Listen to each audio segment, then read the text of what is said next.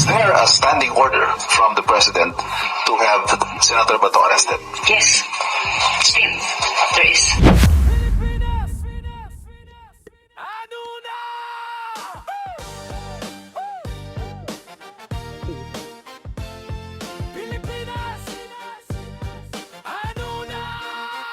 Andito na si Boss Rick, nakatingin nakabantay. Naalala niyo pa ba yan? Yan yung panahon na tumatakbo si Senator Bato de la Rosa sapagkat mayroon gustong umaresto sa kanya.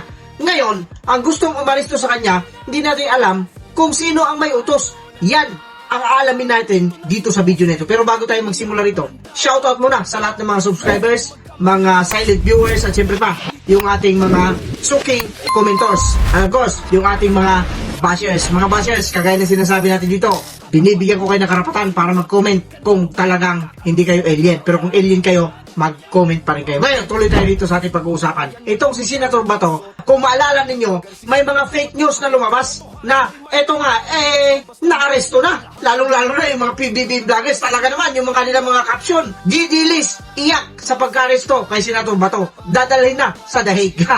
Yan ang ating pag-uusapan dito. Pero syempre, hindi pa pala tayo sisimula rito. Magbigay-pugay muna tayo ng isa.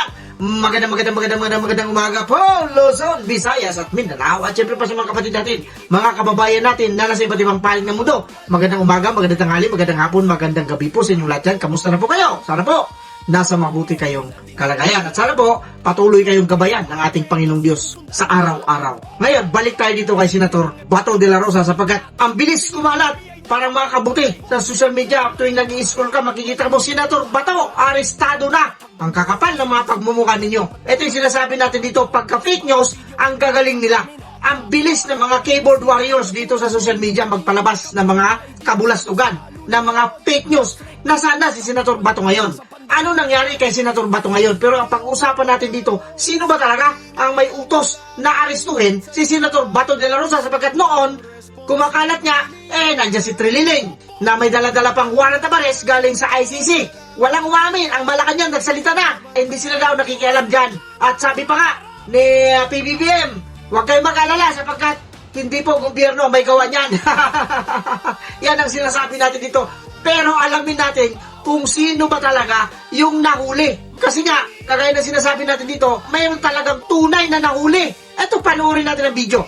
Is there a standing order from the President to have Senator Bato arrested? Yes, still, there is. Maliwanag na maliwanag. Hindi yan AI. Hindi yan gawa-gawa. Hindi yan fake news. Baka mamaya, sasabihin na naman ninyo, AI yan. Kasi yung buka ng bibig, magkaiba noon sa sinasabi. Yan ang mga tirada ng mga bashers natin dito sa baba na nagko-comment. Boss, AI ang ginagamit mo.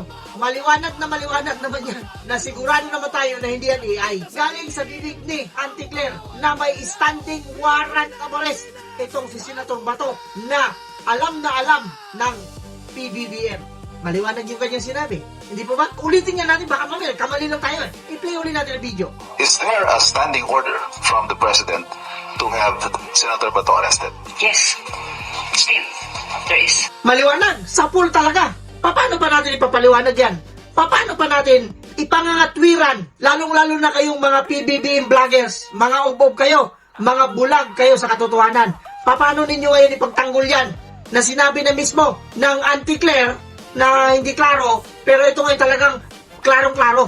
Huling-huli mismo sa kanyang bibig nagsimula, sa kanyang bibig nang galing ang salitang may standing warrant. Itong si Senator Bato de la Rosa.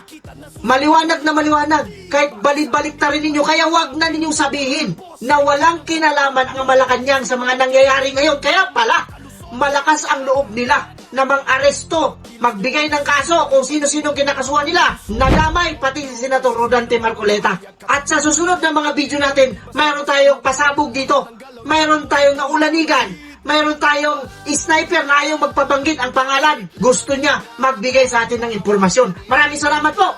Ngayon pa lang, nagpapasalamat na ako doon sa sniper na magbibigay daw sa akin ng impormasyon tungkol sa secret. Abangan ninyo ang susunod kong mga video. Ngayon, tatanungin ko kayo, ano ang masasabi ninyo tungkol dito sa napanood natin na mula mismo sa bunganga, huling-huli ka, pero hindi kulong. Yan ang sinasabi natin dito. Huli na sakto, pero hindi kulong kasi sa kanila nanggaling. Okay lang yon. What if sa ibang tao nila narinig yon? Ano kaya ang gagawin nila? Sigurado ako, bukas na bukas, may warrant of arrest kagad yung tao na yon.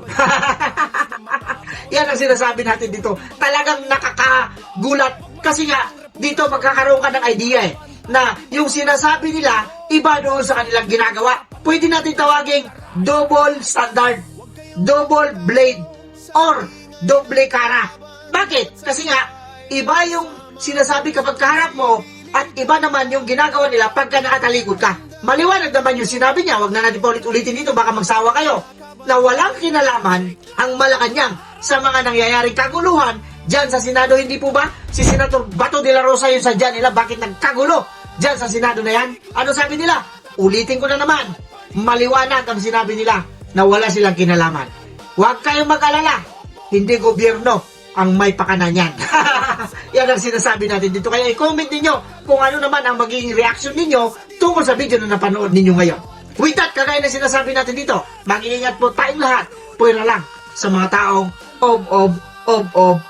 Shoutout nga pala doon sa gusto magpa-shoutout. Maraming salamat po. Pasensya na po, hindi ko na-screenshot yung iyong mensahe. Pero sa natatandaan ko, shoutout kay kapatid na Ricky Vitor. Maraming salamat po.